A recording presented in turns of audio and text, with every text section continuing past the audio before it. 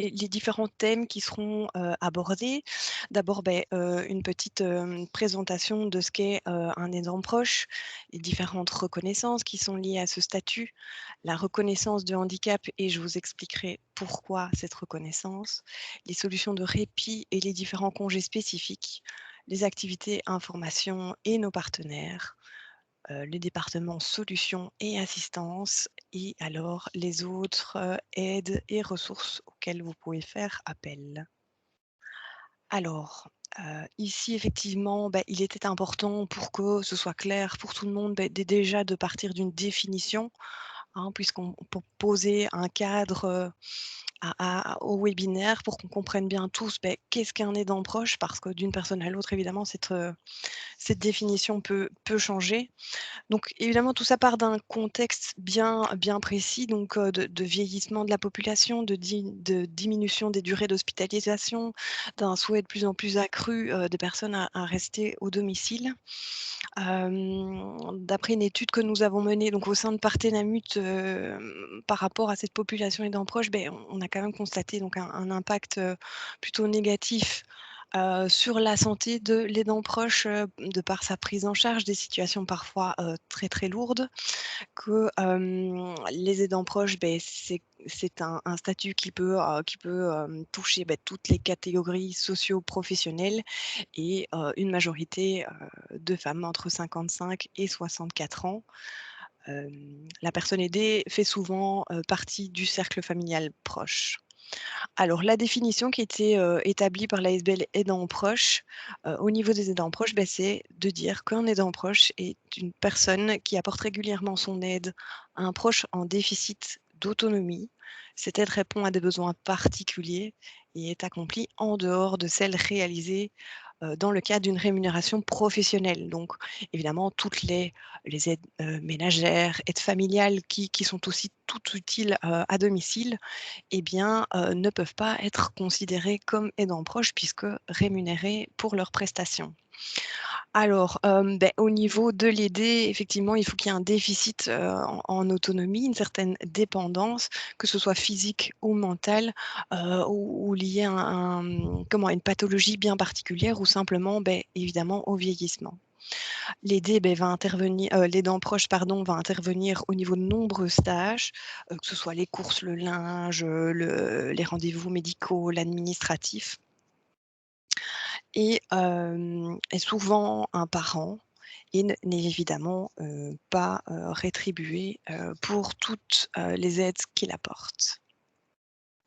Alors ici, je vous ai indiqué, quelques exemples, hein, parce qu'effectivement, il est toujours, difficile de faire la distinction entre, le rôle qu'on a au sein de la famille de père, de conjoint, d'enfant aussi et le rôle d'aidant proche, hein, de savoir où où se termine le rôle, familial et où commence le rôle d'aidant proche. C'est difficile de s'avouer parfois dépassé, d'être fatigué, de reconnaître tout ça, heu, que l'épuisement soit physique ou mental. Pourtant, effectivement, le rôle d'aidant proche est primordial, hein, pour la personne aidée puisqu'il assure le maintien au domicile et donc c'est important de préserver, l'aidant proche un maximum. C'est pourquoi il faut être attentif et pouvoir, tirer la sonnette d'alarme quand, les premiers signes, je vais dire de dépassement, d'épuisement, apparaissent. Alors, à présent, je vais vous présenter les différentes, reconnaissances aidants proches. Donc il faut savoir qu'effectivement, ça n'est pas, arrivé, sur la table comme ça du jour au lendemain, hein. Les différentes reconnaissances aidants proches, que ce soit au niveau fédéral, ou de Partenamut, sont quand même le résultat, de longues batailles, entre le politique et le réseau associatif. C'est un travail de longue haleine, de négociation. C'est pour cela que Partenamut avait déjà pris les devants, hein, donc tu un peu, le précurseur en 2016. Il avait déjà mis en place une reconnaissance, aidants proches, qui, attribuait donc aux personnes, concernées, des avantages liés à l'assurance complémentaire. Alors, première reconnaissance donc au niveau fédéral, c'est la, reconnaissance, effectivement générale. Pourquoi, est-ce qu'elle est importante? Quels en sont, les avantages? Beh, c'est justement de pouvoir, faire accroître et qu'on puisse voir plutôt, pardon, la, communauté des aidants proches. Pourquoi c'est important qu'on se rende compte de cette, du poids qu'a, la communauté des aidants proches? Beh, c'est justement pour pouvoir peser plus lourd, dans les débats politiques, pour qu'on puisse entendre, beh, justement leur voix et pouvoir leur octroyer, beh, les différents droits et avantages sociaux qui vont leur permettre de pouvoir maintenir leur statut et pouvoir toujours encadrer la personne aidée. Chez Partenamut, l'avantage évidemment, c'est qu'on puisse, accompagner les dents proches, dans les différentes formations, informations, activités qu'on propose. Donc si les dents proches, s'occupent d'une personne aidée qui a au moins 9 points de perte d'autonomie, il a accès à la reconnaissance Partenamut dont on va parler un peu plus loin. Au niveau, des conditions pour obtenir cette reconnaissance fédérale générale, ce sont surtout des reconnaissances, au niveau de la résidence, de l'âge, relations, aussi de confiance et de dépendance, que ce soit mentale ou physique, entre l'aidé et l'aidant. La validité de reconnaissance est indéterminée et il faut savoir qu'un aidant proche peut avoir maximum 3 aidés. Hem, non, je vous raconte des bêtises. L'aidé peut avoir 3 aidants proches, pardon, et l'aidant proche peut s'occuper, de six personnes aidées, voilà. Alors, pour avoir cette reconnaissance, générale, c'est très simple. Vous devez compléter une déclaration sur l'honneur que je vais vous montrer, par la suite, hein. Je vais vous montrer en quoi consiste la déclaration sur l'honneur. Il faut savoir que cette déclaration sur l'honneur est régie par arrêté royal, qu'effectivement, pour ceux qui ont déjà dû la compléter, les questions sont un petit peu complexes, et pas très facilement accessibles. C'est parce que justement elle est régie par arrêté royal qu'on n'a pas pu, trop discuter, sur le contenu des questions et qu'en général, le service social de Partenamut, vous aide, à les compléter. Alors cette déclaration, sur l'honneur, vous devez l'aidant proche doit la signer ainsi que la personne aidée et elle doit nous parvenir dans les 30 jours à dater de la signature la plus récente, donc que ce soit la signature de l'aidant ou de l'aidé. Elle doit également nous parvenir par écrit, donc soit, par courrier au boulevard Metteux-Oui ou alors l'aidant, peut la déposer dans la boîte aux lettres d'une agence, près de ch Partenamut près de chez lui, mais on ne peut absolument pas la recevoir par voie digitale, malheureusement, c'est uniquement par écrit. Si vous avez des soucis, bien évidemment, n'hésitez pas à faire appel au service social, dont vous voyez les coordonnées et les moyens de contact, sur cette page. Nous passons, maintenant à la reconnaissance fédérale, pour l'octroi, de droits sociaux. Donc ici, même chose, hein, quels en sont les avantages? Eh bien, c'est, de pouvoir accéder à un congé thématique, qui est indemnisé par l'ONEM. Alors, dernièrement, on a eu l'information qu'effectivement ce congé, allait, passer de 1 mois à temps plein à 3 mois. Ce n'est pas encore d'application parce que ça doit encore être, publié au Moniteur, mais c'est une bonne, nouvelle, je pense, hein, qu'il fallait partager aujourd'hui, en tout cas pour tous ceux que ça concerne. Alors, juste petite, spécification, l'indemnisation de l'ONEM ne couvre bien évidemment que le jour qui n'est pas couvert, par l'employeur. Vous pourrez retrouver effectivement, l'information sur le site de l'ONEM. Donc ici, comme je vous en parlais, tout à l'heure, vous avez à chaque fois les liens qui vous permettent d'aller sur les différents sites où se retrouvent toutes les informations. Donc n'hésitez pas quand vous recevrez la présentation par mail à aller consulter tous ces sites-là. Donc chez Partenamut, au niveau, de la reconnaissance, vous pourrez toujours évidemment bénéficier de notre accompagnement, de nos formations, de notre information et des activités que nous mettons en place. Les conditions pour avoir cette fameuse reconnaissance, eh bien, au niveau de l'aidé, il doit fournir un minimum de 50 heures, par mois ou 600 heures par an de soutien et d'aide à la personne aidée. Et l'aidé, lui, doit se trouver dans une situation de grande dépendance et de perte d'autonomie. Et pour qu'on puisse vérifier tout ça, il doit nous fournir, des attestations, mentionnant cet état justement. Donc nous verrons plus loin ce que ça concerne exactement. La validité de la reconnaissance, est valable pendant 1 an et pour renouveler, donc cette reconnaissance, vous n'avez rien à faire. C'est le service social qui prend contact avec vous 2 mois avant la fin de la reconnaissance. Alors, ici, ce sont les différents moyens dont je vous parlais donc pour déterminer la perte d'autonomie. Eh bien, les différents moyens, ce sont des échelles d'évaluation de dépendance, hein. Ça passe par plusieurs méthodes, que ce soit au niveau des soins infirmiers, des critères médicaux, touchant, critères médicaux utiles au forfait maladie chronique, hein, que vous avez retrouvé ici, hein, donc reconnaissance de handicap, aide de tierces personnes, les soins infirmiers, la kiné, les hospitalisations, donc tout ça sont des informations, qui nous sont utiles. Et alors effectivement, le plus gros et raison pour laquelle on passe un petit moment ensuite sur les reconnaissances de handicap, c'est bien évidemment ça touche, à ces reconnaissances de handicap, à cette perte d'autonomie qu'on évalue donc, à ce moment-là. Alors même chose pour la reconnaissance fédérale, pour l'octroi des droits sociaux donc, hem ici, bon, retrouver, les attestations, de perte, d'autonomie et de dépendance. Si votre aidé est chez Partenamut, là, il y a pas de souci, on a accès à toutes les informations, donc là, vous ne devez rien faire de spécifique. Par contre, si votre aidé est dans une autre mutualité, là, bien évidemment, dans le respect de la loi sur la protection des données et l'échange mutualiste, nous contactons le service social, de la mutualité concernée qui suit les mêmes procédures que nous, pour savoir si justement votre aidé est dans les conditions pour pouvoir bénéficier pour que vous puissiez, ou en tout cas la personne aidante, bénéficier de la reconnaissance fédérale pour l'octroi des droits sociaux. Les démarches pour, effectuer la demande, sont les mêmes que pour la reconnaissance précédente. La déclaration sur l'honneur, il faut la signer, la faire contresigner, par l'aidant, par l'aidé. Elle doit nous parvenir dans les 30 jours à dater de la signature la plus récente, toujours par écrit et pas par voie digitale. Voilà. Alors, ce que, je vais faire par la suite, je vais vous montrer la déclaration sur l'honneur, pour la reconnaissance fédérale et j'irai sur le site aussi, pour vous montrer, les différents avantages également de la reconnaissance Partenamut.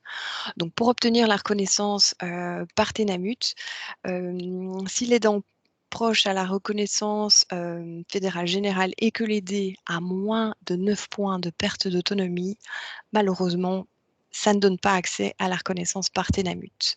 Bien évidemment, vous avez toujours, l'aidant proche a toujours accès à tout ce qui est information, formation et autres, mais pas, aux avantages liés à la reconnaissance, Partenamut.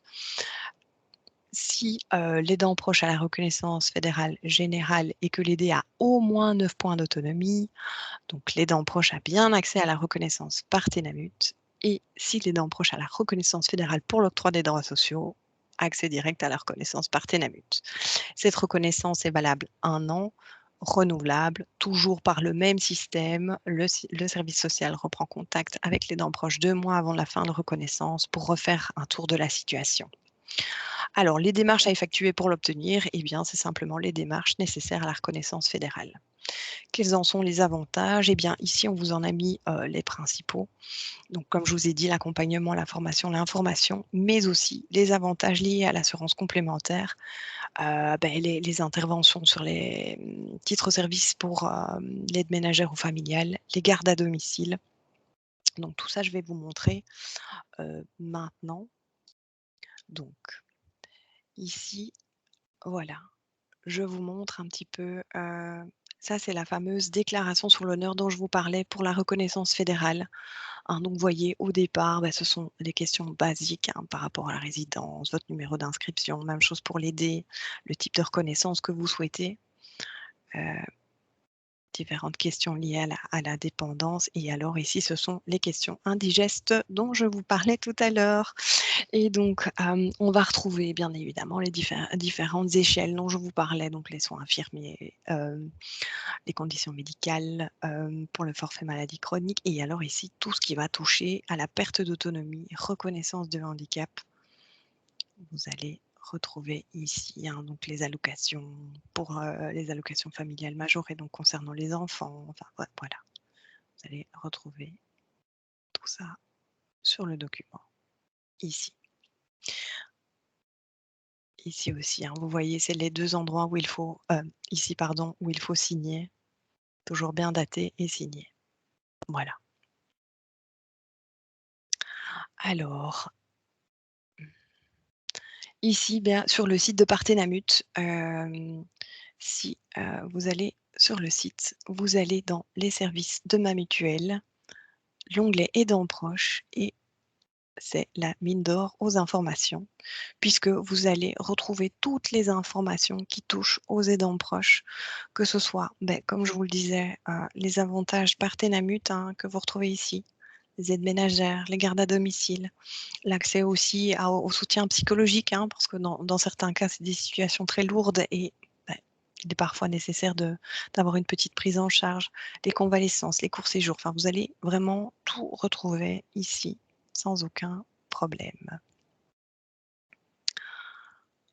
Voilà, donc je reviens à ma petite présentation. Voilà. Alors ici, comme je vous ai déjà beaucoup parlé, beh, voici, la synthèse des différentes reconnaissances que je viens de vous présenter. Mis sur une page, je pense que c'est plus simple, pour vous de retrouver les informations ici dans le tableau. Alors, les reconnaissances de handicap, donc je vous en parlais. Effectivement, beh, comme vous avez pu vous en rendre compte, on en parle ici parce que c'est un des critères d'évaluation quand même qui est le plus, imposant, beh, dans cette déclaration sur l'honneur et c'était important de pouvoir, s'y arrêter 2 petites secondes. Alors, pourquoi c'est important de se faire reconnaître en tant que personne handicapée? Eh bien, parce que, ça peut donner droit à certains avantages en fonction du handicap, en fonction de la région dans laquelle on se trouve. Donc comme, une allocation, une carte de réduction, sur les transports, les avantages fiscaux et autres, la carte de stationnement, hein, qui nous est, demandée régulièrement. Donc ici, via le lien, vous pouvez, retrouver toutes ces informations-là. Je vous ai également mis, quelques petits exemples pour que ce soit un peu plus parlant, puisque effectivement, encore une fois, suivant la région dans laquelle on se trouve et l'avantage auquel, on fait appel, eh bien, ils seront, différents suivant la région. Alors, pour introduire la demande, il y a différentes méthodes, beh, qui sont, effectivement liées à l'âge de la personne handicapée. Donc les personnes de moins de 65 ans. Donc pour les moins de 18 ans, les demandes sont introduites via la caisse d'allocations familiales et sera ensuite prise en charge par le service public fédéral, Direction générale aux personnes handicapées. Vous pouvez introduire la demande ici via le site ou faire appel au service social, dont je vous expliquerai tout à l'heure comment nous contacter.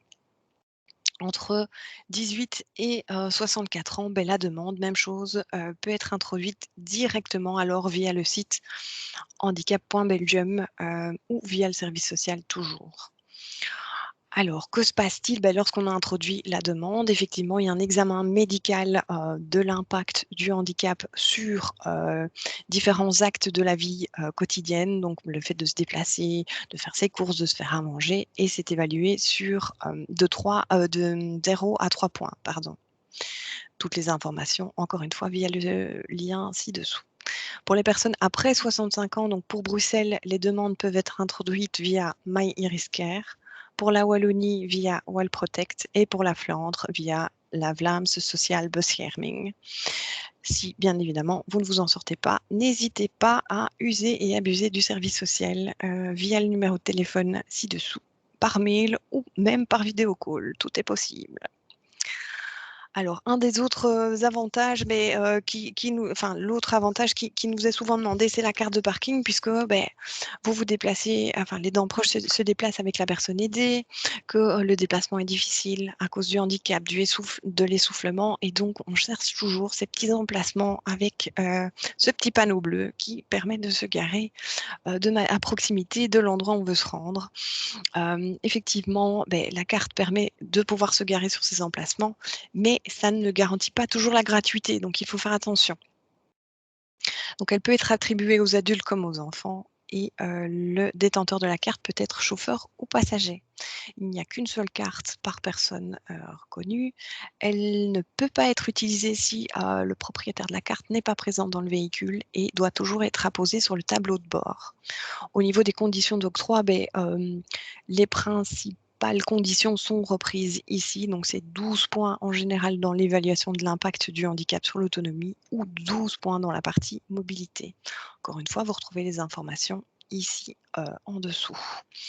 Alors comment introduire, la demande? Toujours via le site, handicap.belgium ou, via notre service social. Alors les différentes, solutions de répit spécifique, voici qui est important également puisque c'est important, pour les dents proches de pouvoir se ressourcer, de reprendre un peu, d'oxygène pour pouvoir, mieux accompagner, la personne aidée. Donc vous avez, les séjours de convalescence, donc qui sont tout à fait, possibles. La procédure, c'est un formulaire à compléter, un formulaire que vous pouvez retrouver sur le site, et à nous renvoyer pour avoir l'intervention de 35 € par jour avec un maximum de 28 jours par an. Ça permet de pouvoir à l'aidant de pouvoir se ressourcer avec son aidé éventuellement. Vous avez comme 2e solution, un court séjour en maison de repos. Hem, Par exemple, si en tant qu'aidant, vous avez l'occasion de partir, une petite semaine, vous reposer et que, la personne, aidée ne peut pas rester seule à domicile, ça vous permet de partir l'esprit un peu plus libre en vous disant qu'effectivement, la personne aidée sera prise en charge et pourra, avoir tous les soins nécessaires en cas de problème. Vous avez tout ce qui est garde, à domicile, donc de personnes malades ou handicapées. La prise en charge est totale avec un plafond annuel, 2 000 €. Même chose, hein, si, vous désirez aller vous ressourcer ou même si la personne, aidante a des rendez-vous médicaux prévus sur une après-midi et a besoin que son aidé soit prise en charge, c'est une solution qui peut être nécessaire. L'accueil, en centre de jour, même chose, qui peut être un jour par semaine, 2 jours, un demi-jour peut être mis en place pour, pouvoir, offrir à la personne aidante un moment de répit dans lequel il va se détendre ou tout simplement, encore une fois, pouvoir, réaliser ses rendez-vous médicaux, et autres. Alors, bien évidemment, on a parlé du congé, spécifique, hein, pour la reconnaissance, fédérale, pour l'octroi des droits sociaux, congé spécifique aidant proche, indemnisé par l'ONEM. Ici, c'est pas parce qu'effectivement on n'a pas cette reconnaissance malheureusement de rentre la personne aidée n'a pas assez de critères médicaux pour l'aidant puisse bénéficier de cette reconnaissance-là, qu'il n'existe pas de solution. Donc vous avez des congés bien spécifiques au niveau, de l'ONEM, donc que vous pourrez retrouver sur le site de l'ONEM. On vous a et de l'INASTI pour les personnes indépendantes. On vous a à chaque fois remis les liens directs vers les sites. Donc vous avez créditant avec motif soins palliatifs, par exemple. Si ça concerne un enfant, des soins, un enfant mineur gravement malade. Donc n'hésitez pas, ne vous arrêtez pas évidemment à ce congé thématique aidant proche. N'hésitez pas à aller consulter le site de l'ONEM ou le site de l'INASTI, donc pour les indépendants, pour, pouvoir ainsi que pour les chômeurs, hein, bien évidemment, pour pouvoir, avoir toutes ces informations et bénéficier quand même, d'une bulle, d'oxygène qui vous permettra de vous occuper, de votre aidé au maximum. Alors, comme je vous en avais parlé, effectivement, après toutes ces reconnaissances et ces informations, il y a aussi les activités, les informations et les informations liées à nos différents partenaires. Voilà, donc au niveau des informations et des activités, eh bien, vous avez, effectivement tout ce qui est formation, bah, comme, le webinaire que nous partageons aujourd'hui, destiné aux aidants proches. Vous avez indiqué ici, les prochains, thèmes qui seront abordés, dont la présentation des chutes, la maladie d'Alzheimer.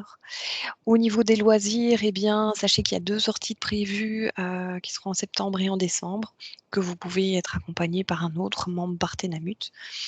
Nous travaillons actuellement, également avec un nouveau partenaire, qui a la possibilité de réaliser des activités à la carte, adaptées à la personne aidée. Et alors, évidemment des séances de bien-être aussi dont nous partageons, les informations régulièrement. Donc n'hésitez pas à vous rendre sur la page Partenamut Agenda Aidants proches pour pouvoir être up to date au niveau de ces informations-là et de pouvoir en profiter de tous les bienfaits, de ces activités. Au niveau information, évidemment, chaque mois nous publions des articles, sur différentes thématiques que vous pouvez retrouver, trimestriellement. Je ne sais pas si ça se dit, mais je le dis quand même, au niveau de la newsletter. Nous travaillons, également avec des partenaires commerciaux, hein, avec lesquels vous avez, des réductions, avec votre carte partenaire. Donc ici, vous avez l'exemple de Manureva, hein, qui est un voyagiste spécialisé donc au niveau des séjours en France, séjours aidants, aidés. Alors, au niveau des aides disponibles, vous avez le département solutions et assistantes, KESACO. Eh bien, c'est notre département qui va reprendre le service social dont je fais partie, qui, outre, les aidants proches, peut vous aider, dans différentes, problématiques, que ce soit administratives, accès à vos droits sociaux, les reconnaissances de handicap, heu toute question que vous pourriez vous poser mérite réorientation et si le service social peut y répondre, c'est toujours avec plaisir, évidemment. Vous allez retrouver également sur cette page les manières de nous contacter, donc j'en ai déjà parlé. Vous avez le numéro de téléphone et si vous formez l'option 2, vous tombez directement sur une de mes collègues, voire moi, avec de la chance, par mail, social@partenamut.be et alors via les vidéocalls. Au niveau du département, nous avons aussi notre centre de coordination, d'aide et de soins à domicile, via lequel vous allez pouvoir mettre en place, tout ce qui est aide et soins à domicile, comme je viens de le dire, que ce soit, l'aide ménagère, l'aide familiale, la kiné, l'infirmière, le repas chaud, que sais-je encore. Donc n'hésitez pas à prendre contact avec eux, toujours via le même numéro, mais via l'option 3. Le service aménagement du domicile également, donc ce sont mes collègues ergothérapeutes, hein, qui peuvent se déplacer gratuitement à domicile pour, vous parler, des différents, matériels qui pourraient vous aider, au quotidien pour éviter, parfois à l'aidant proche de se faire mal au dos, à l'aider de se faire mal aussi parce qu'il n'écoute pas son aidant et veut tout faire tout seul. C'est une possibilité, l'aménagement du domicile. L'avantage avec mes collègues, ergothérapeutes, c'est que, si, vous rentrez dans les conditions, si la personne aidée rentre dans les conditions, elle peut introduire des demandes d'intervention financière, suivant, la région, dans laquelle vous habitez auprès de l'AVIC, du phare et du VAPH qui sont les organismes régionaux qui, interviennent à ce niveau-là. Pour les contacter, toujours le même procédé, le même numéro, sauf que là, vous faites l'option 4. Partenamut Shop, où vous pouvez, acheter, louer, tout le matériel, médical, dont vous pourriez avoir besoin. N'hésitez pas à les contacter, leurs conseils sont vraiment précieux. En plus, ils sont sympas, donc ça tombe bien. N'hésitez surtout pas au 549 76 70, toujours option 1. Alors, aide et ressources. Hem, Ici, comme je vous l'avais dit, on travaille aussi, beaucoup en partenariat avec, différentes associations qui nous aident, à développer, comment des avantages, à développer des formations, des projets ou autres. Donc vous avez, ici quelques-uns de nos partenaires. Ce qui est bien aussi, c'est que quand vous allez, sur les différents nom de partenaire, vous arrivez directement sur leur site internet, ce qui va vous permettre de glaner toute une série d'informations, très utiles. Donc n'hésitez pas également à en abuser. Voilà, donc nous allons passer, à notre question-réponse. Je vais donc, laisser la place à ma collègue qui va un petit peu, me mettre sur le grill pour voir si je connais bien ma matière. Effectivement, Leslie, merci beaucoup. Donc, bonjour à toutes et tous. Donc, je suis Frédéric Marland et donc c'est moi qui vais, questionner Leslie avec justement les questions que vous nous avez déjà transmises via le, questionnaire qui, récoltait vos attentes par rapport à ce webinaire.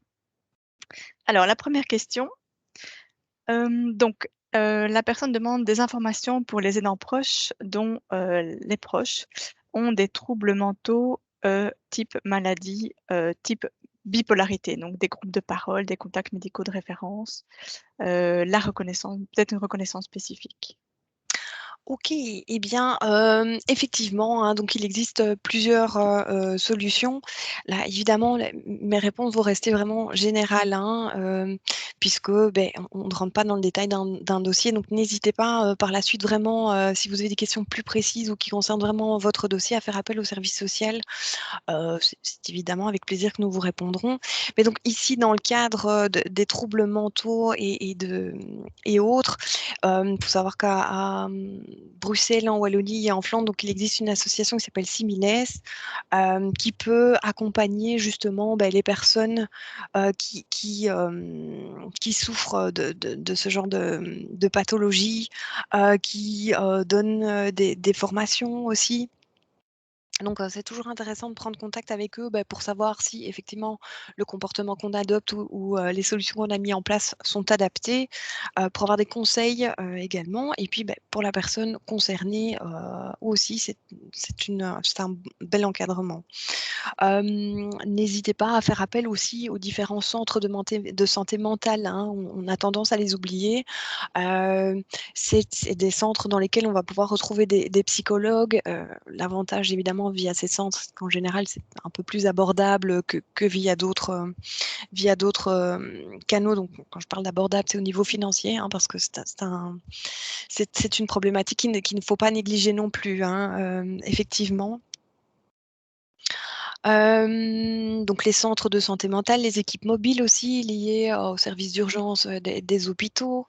Voilà, donc ça effectivement, c'est toutes des pistes. Bon, le médecin traitant, hein, ça c'est toujours un peu, c'est la personne enfin c'est le prestataire qui connaît le mieux, en tout cas la personne aidée en général. Donc ce sont toutes des pistes un peu, à creuser, à voir en fonction de la situation que vous rencontrez. Alors je réfléchis pour voir si je pense encore à d'autres choses. Oui, je pense que je vais m'arrêter là par rapport à cette question-là. J'en ai fait le tour. Bien encore une fois, si c'est des demandes plus spécifiques, n'hésitez pas à nous contacter par la suite, hein, bien évidemment.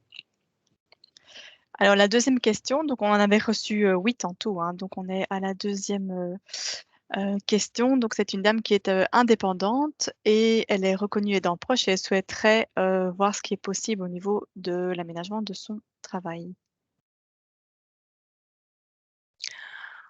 Alors, ici, je dirais, évidemment, ce qui est toujours intéressant, c'est d'obtenir les reconnaissances aidants proches, quoi qu'il en soit, puisque si effectivement, en tant qu'indépendante, vous ne rentrez que dans les conditions pour obtenir la reconnaissance, fédérale générale, c'est toujours, bien de faire, s'accroître, la population aidant proche, hein, j'en ai parlé, pour pouvoir peser au niveau politique, et avoir d'autres avantages.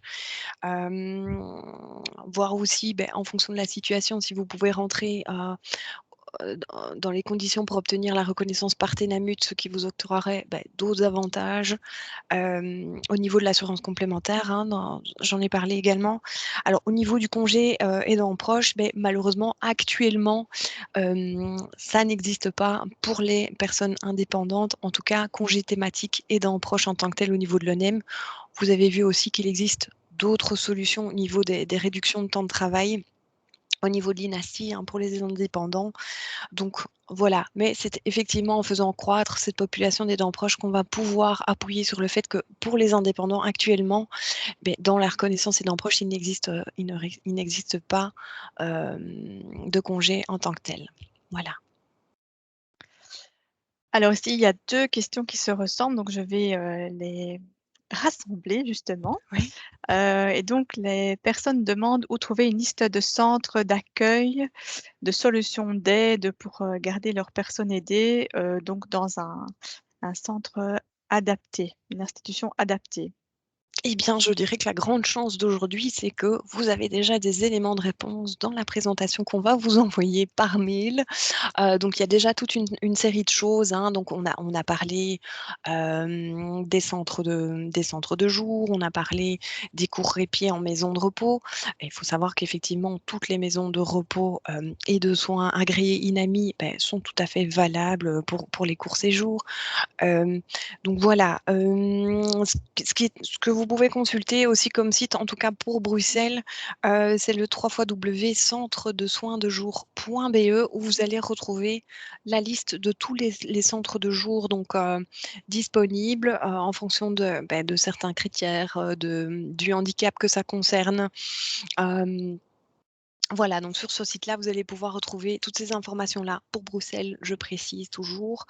Hem Maintenant, effectivement, encore une fois, beh, si c'est des situations spécifiques pour lesquelles vous ne trouvez pas de solution dans ce que je viens de vous expliquer, ne restez pas sans réponse, ne restez pas justement à vous dire: «Mon Dieu, mais j'ai pas de solution, je ne vais pas m'en sortir».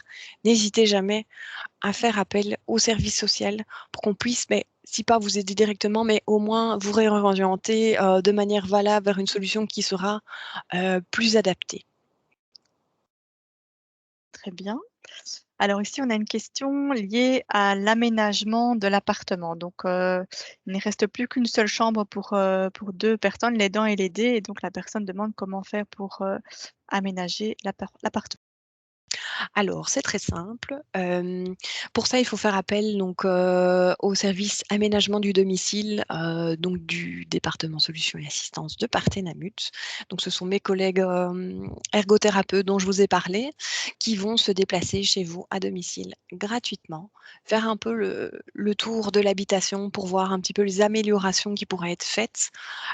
Et en fonction de ça et en fonction des difficultés que vous rencontrez, beh, vont pouvoir vous proposer du matériel adapté, des solutions adaptées et si, il y a des interventions, financières possibles via les différents fonds régionaux ou via l'assurance complémentaire, Partenamut, elles vont bien évidemment vous les proposer et les mettre en place, de sorte que effectivement les solutions proposées, bah, vous soient accessibles financièrement parce qu'effectivement parfois ça a un coût. Parfois, on va réaménager toute une salle de bain, changer une baignoire en douche à l'italienne et donc effectivement, beh, ça a un coût, c'est pas toujours accessible, financièrement à tout le monde et donc elles peuvent, mettre en place ces différentes solutions, pour vous aider financièrement, que ce soit au niveau régional ou au niveau de l'assurance complémentaire. Alors ici, on a une question spécifique sur, quels sont les différents stades d'évolution des maladies en général? Alors, malheureusement, mais je ne suis qu'assistante sociale. Je ne suis pas encore médecin. J'aurais bien aimé, mais je me suis arrêtée aux 3 ans d'études, c'était déjà bien suffisant. Mais donc pour ces questions-là, donc vraiment spécifiques, liées à une pathologie, n'hésitez pas à faire appel au médecin traitant, hein, qui est le premier acteur, souvent au niveau médical, en tout cas le plus accessible, hein, qui ne vous met pas un rendez-vous à dans 4 mois en général, ce qui est le cas des spécialistes, qui peuvent répondre de manière plus pointue certes, mais qui sont difficilement accessibles, surtout maintenant en cette période de covid. Donc le médecin généraliste pourra vous apporter les premiers éléments nécessaires, pour répondre à vos questions. Mais aussi tout ce qui est association, ligue, par exemple la ligue de la sclérose en plaques, où effectivement il y a aussi des assistantes sociales qui peuvent répondre, à vos questions. Hem, et dans proche, Belgique aussi, enfin voilà, il y en a toutes sortes, n'hésitez jamais à aller consulter, internet, hein, qui est quand même un très bon outil aussi.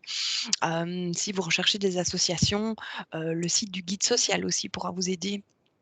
à retrouver toutes les associations liées à certaines pathologies. Donc, n'hésitez jamais à faire ces démarches et surtout à consulter le médecin en premier. Je pense qu'effectivement, c'est la personne qui sera la plus à même à vous renseigner sur les différents stades d'une pathologie en particulier. Oui.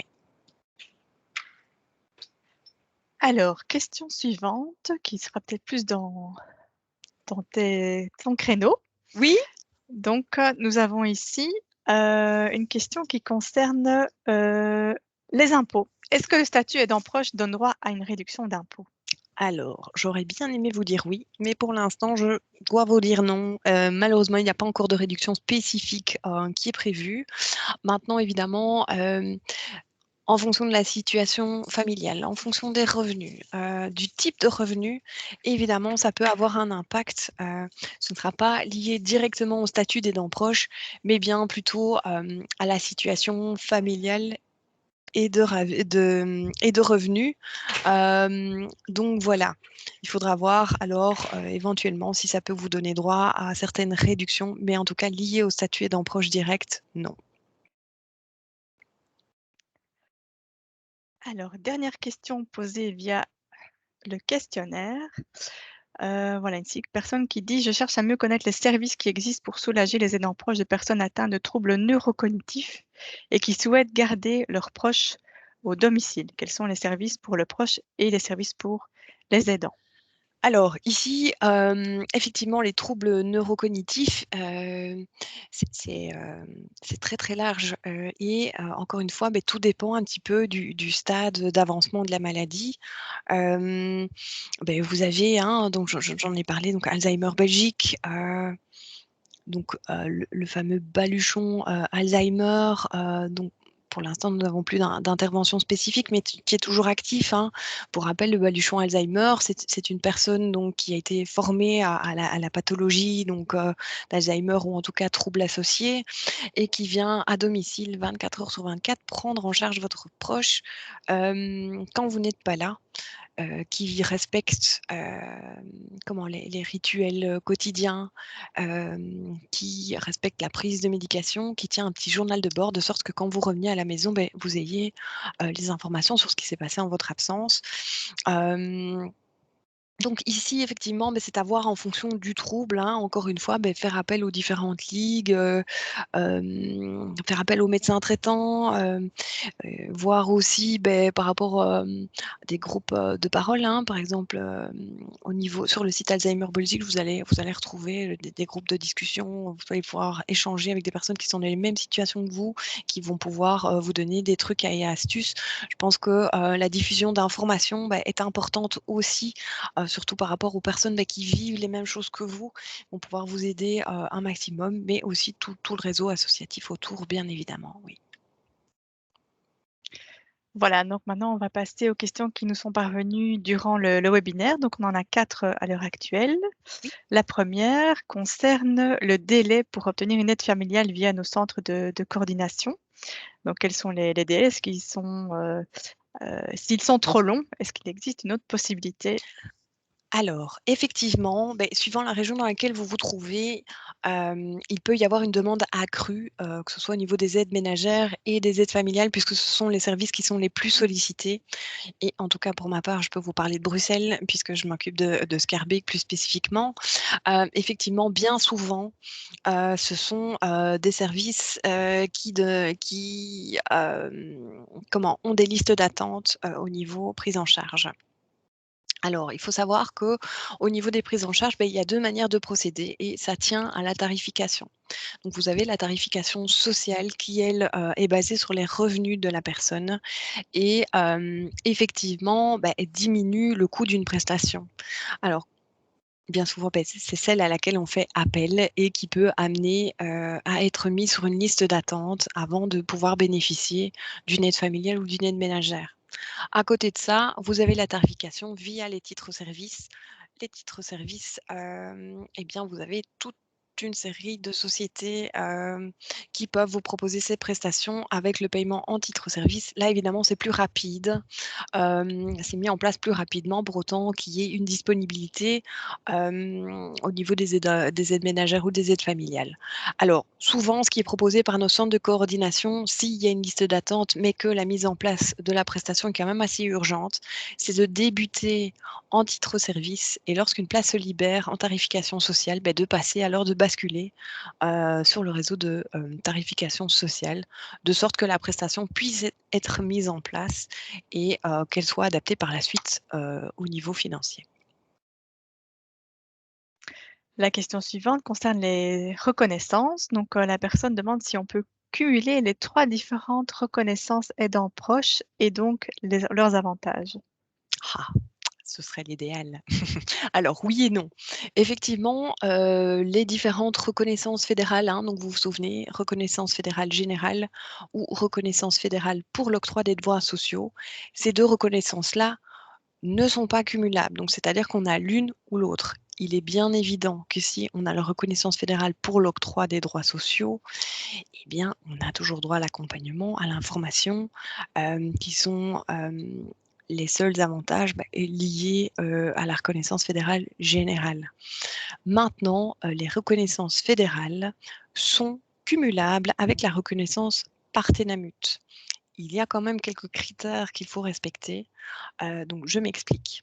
Si on a la reconnaissance fédérale générale, on peut bénéficier de la reconnaissance Partenamut pour autant que la personne aidée ait au moins 9 points de perte d'autonomie. D'accord? Si effectivement on a l'attestation de ces 9 points de reconnaissance de perte d'autonomie, eh bien la personne aidante aura droit à la reconnaissance Partenamut. Si on a la reconnaissance fédérale pour l'octroi des droits sociaux, pas besoin de se casser la tête, on a directement accès à la reconnaissance Partenamut. Et on enchaîne avec la question qui coule de source. Donc la personne demande, quelles sont justement les démarches, à réaliser auprès du ministère de la prévoyance sociale, donc le SPF Sécurité sociale, Direction générale des personnes handicapées, pour calculer les points. Donc elle demande si c'est, via le SPF que les points sont déterminés ou si c'est nous, enfin vous, le service social qui déterminez les points. Alors, les 2 sont vrais, dans le sens où effectivement, tout ce qui est décision, gestion, en tout cas pour, les, on va dire 0 à 64 ans, c'est le service public fédéral, effectivement qui gère. Maintenant, si vous introduisez la demande, via le service social, donc via mon service, effectivement, donc on vous aide à compléter la partie administrative de la demande. Donc il faut savoir que la demande est divisée en 2 parties. Vous avez une partie administrative et une partie médicale.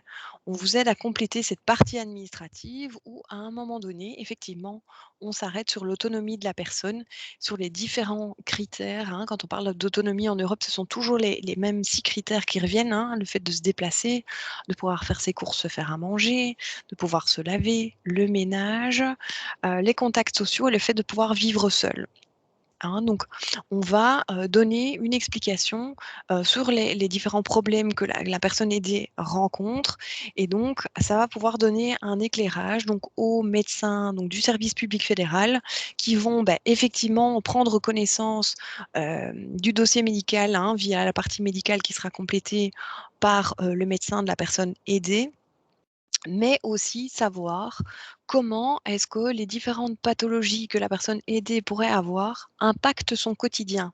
Donc effectivement, le dossier médical est important, ça c'est sûr, il est non négligeable, mais ce qui est important de savoir pour les médecins du service public fédéral, c'est à quel point ça impacte le quotidien de la personne concernée.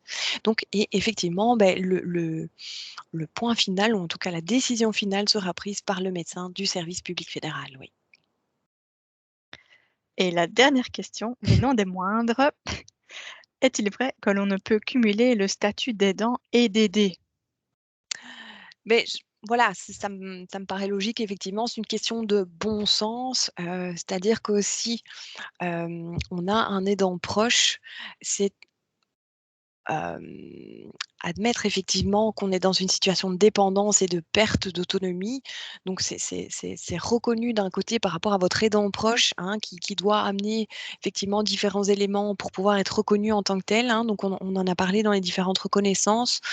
Donc voilà, le fait d'être reconnu, aidé, on ne peut pas, en même temps vous reconnaître comme aidant. Ça n'aurait pas de sens et effectivement, ça enlèverait, toute crédibilité, effectivement, à ces différentes reconnaissances existantes si on se mettait à accumuler les 2 statuts malheureusement, donc non, ce n'est pas possible. Et il nous reste une toute petite question qui vient de nous arriver, Ah ah ah ah! qui est plus Oui, une demande de précision par rapport à la oui, détermination des points, du SPF. oui. Quid pour les plus de 65 ans? Alors, pour les plus de 65 ans, donc ici, c'est vraiment plus spécifique puisque effectivement, tout a été régionalisé. Voilà, donc c'est, depuis fin de l'année passée, fin 2020, si je ne me trompe pas, qu'effectivement, les démarches ont été, régionalisées. Donc ça dépend vraiment si vous êtes en Flandre ou si vous êtes en Wallonie ou à Bruxelles. Il y a différents, canaux pour introduire les demandes, hein. Donc, sur Bruxelles, par exemple, c'est My Iris Care. Donc voilà, je pense que c'est vraiment spécifique à chaque, enfin non, je pense pas, je suis certaine même, hein. C'est spécifique à chaque région. Donc là, il faut vraiment vous renseigner via les différents canaux que je vous ai renseignés, pour avoir, réponse à vos questions, oui. Allez, une toute dernière question, vraiment la toute Ah! dernière. Donc, ici, on demande s'il y avait des contrôles pour les aidants. Non, ça n'existe pas. Il n'y a pas de contrôle pour l'instant. Alors je ne m'avancerai pas dans l'avenir, puisque à mon avis, plus on va aller, ennuyer le politique, à leur demander des avantages, pour les aidants proches, plus on va la communauté aidants proches va peser lourd dans ces discussions, plus évidemment, le politique n'aura pas le choix que d'effectivement, mettre en place, des actions, des aides nécessaires, à destination des aidants proches. Mais vous le savez comme moi, malheureusement, quand on les embête un peu trop, souvent, ils aiment bien vérifier que effectivement tout soit utilisé à bon escient et donc c'est un risque. Mais pour l'instant, effectivement, non, il n'y a pas de contrôle, non. Nous avons donc fini ici le question-réponse. Voilà, voilà. Alors, ce que je voulais encore vous partager, hein, c'est bien évidemment, hem notre action ne s'arrête pas là, hein. Vous avez, en 2021, les prochaines formations en ligne que vous allez pouvoir retrouver, hein, notamment sur la prévention des chutes, avec nos collègues, ergothérapeutes, des groupes de parole, justement, hein, dont j'en parlais pour partager votre expérience, vos trucs et astuces. Se sentir compris aussi par quelqu'un qui vit la même chose, je pense que c'est déjà une bulle d'oxygène en soi, hein, de parler le même langage. Et puis, aussi sur la maladie, d'Alzheimer. Maintenant, comme toujours, vous pourrez retrouver les informations, sur notre site internet, Agenda Aidants proches. Alors, bien évidemment, à la suite d'un webinaire, ce qui est toujours important pour que nous puissions continuer à nous améliorer, c'est, l'enquête de satisfaction que vous pouvez, retrouver, le lien dans le chat, actuellement. N'hésitez pas à y répondre, ça nous permet encore une fois d'évoluer, d'avancer, de nous améliorer et de pouvoir vous proposer, évidemment des formations, adaptées à vos besoins. Voilà. Donc il dure plus ou moins 5 minutes, donc n'hésitez pas, c'est complètement anonyme. Voilà.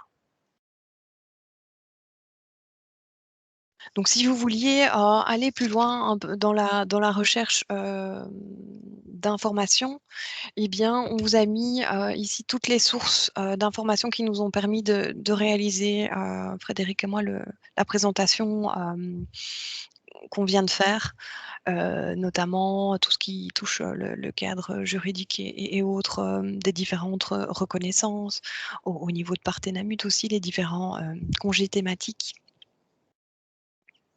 Ici, les différents, liens vers, les fonds régionaux dont je vous ai parlé, hein, par rapport aux interventions financières pour l'aménagement du domicile.